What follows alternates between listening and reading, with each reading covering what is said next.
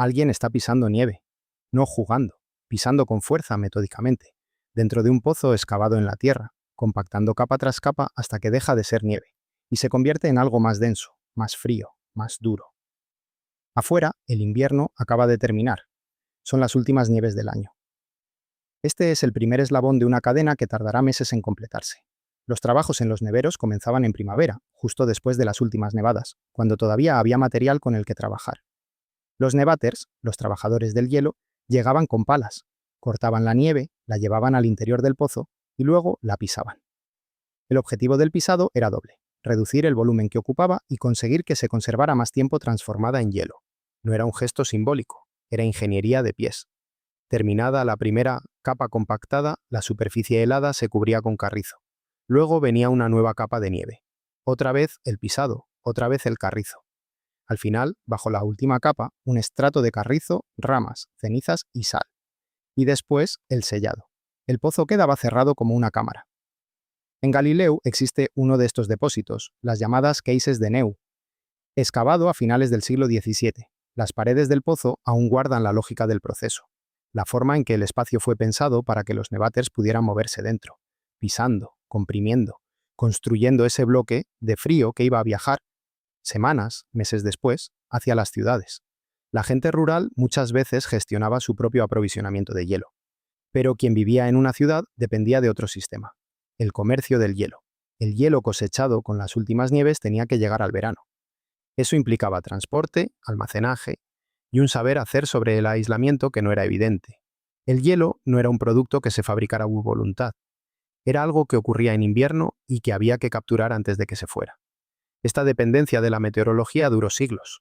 No fue hasta que las fábricas de hielo empezaron a instalarse en diversas ciudades, un proceso que arrancó en torno a 1890, cuando esa red de neveros y pozos de nieve empezó a quedar obsoleta. Primero llegaron las barras de hielo industrial. Luego, con los frigoríficos domésticos, desapareció por completo la necesidad de organizar el año en torno a cuándo nevaba y cuánto hielo podías guardar antes de que se derritiera. Pero eso vendría después. Durante mucho tiempo antes, el frío era estacional, limitado y trabajoso. Si el hielo era un recurso escaso, lo que cualquier casa sí podía controlar era la orientación.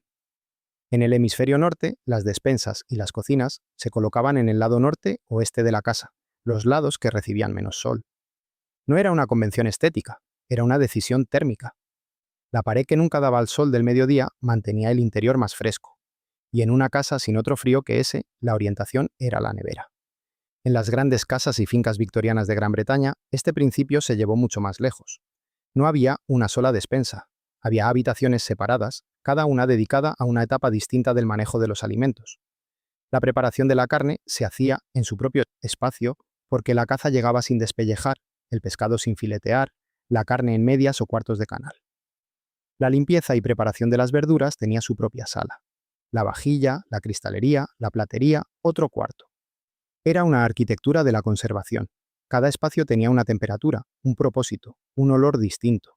El olor de la carne cruda en la sala de preparación no era el mismo que el olor fresco y húmedo de la sala de verduras.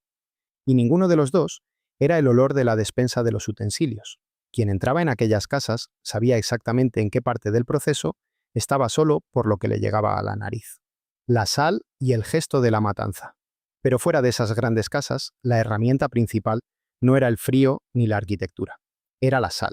La salazón era desde muy antiguo una de las únicas formas de conservar alimentos para los viajes marinos.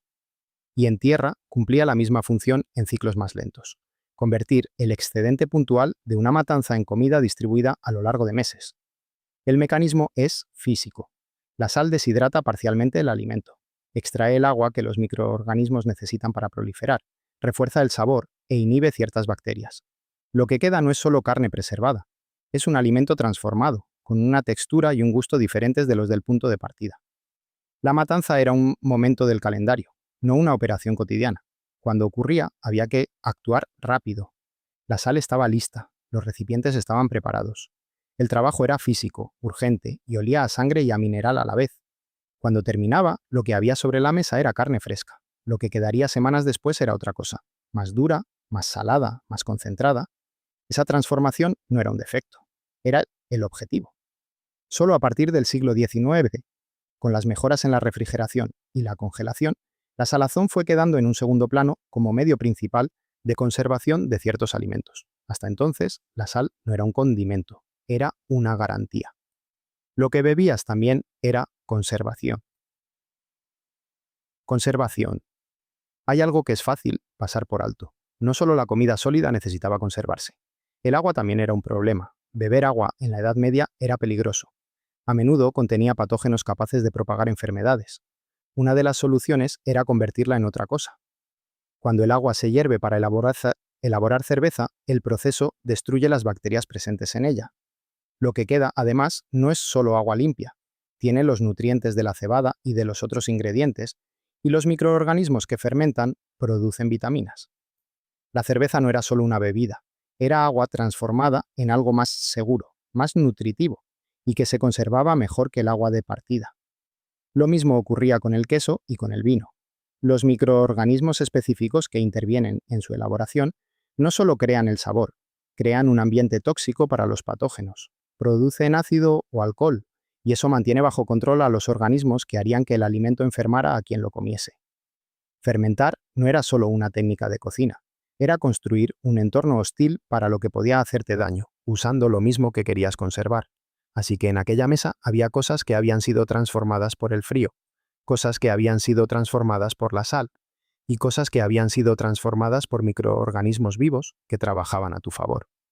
La conservación no era un método, era un conjunto de alianzas con la física, la química y la biología, gestionadas a través del trabajo físico, el calendario y la arquitectura de la casa. La simetría, quien tenía nevero y quien salaba. Hay dos experiencias que no son iguales, aunque las dos ocurran en el mismo siglo y en el mismo territorio. En una está quien tenía acceso al hielo, quien podía pagar el comercio que transportaba lo que los nevaters habían pisado en invierno, quien tenía una casa con habitaciones separadas por función y temperatura, quien recibía la caza sin despellejar y la gestionaba en su sala específica de preparación. Para esa persona, conservar era una logística. Había infraestructura, había espacio, había especialización. En la otra está quien salaba en casa, sin nevero, sin habitaciones dedicadas, con la despensa orientada al norte si la casa lo permitía, y con suerte si no. La matanza era el momento del año en que el trabajo de conservación se concentraba con toda su urgencia y todo su olor. La sal era el recurso al alcance. La fermentación cubría parte de lo que la sal no alcanzaba. Nada se desperdiciaba, no como principio moral, sino porque el siguiente momento de abundancia estaba meses lejos. Las dos experiencias compartían el mismo problema, que el tiempo pudre, y usaban herramientas parcialmente distintas para resolverlo. Pero la diferencia no estaba solo en los recursos, estaba en cuánto tiempo y cuánto trabajo físico ocupaba la conservación en cada vida. Lo que une todas estas prácticas, el pisado de nieve, la despensa orientada al norte, la sal sobre la carne recién sacrificada, la cerveza que hacía el agua segura, es que ninguna era opcional. No eran tradiciones con valor sentimental, ni costumbres heredadas sin función. Eran respuestas materiales a un problema que no tenía solución tecnológica única. Visto desde dentro, aquello no era una limitación, era el orden del mundo. El invierno era para el hielo, la matanza era para la sal, la fermentación era para el vino y el queso, y la orientación de la despensa era algo que se decidía cuando se construía la casa y no se volvía a cuestionar. Era una infraestructura invisible, integrada en el año y en el espacio. Hubo que esperar a que esa infraestructura desapareciera para darnos cuenta de que existía.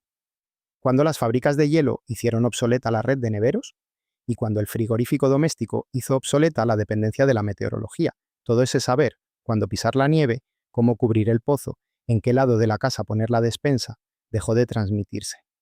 No porque se perdiera de golpe, sino porque dejó de ser necesario.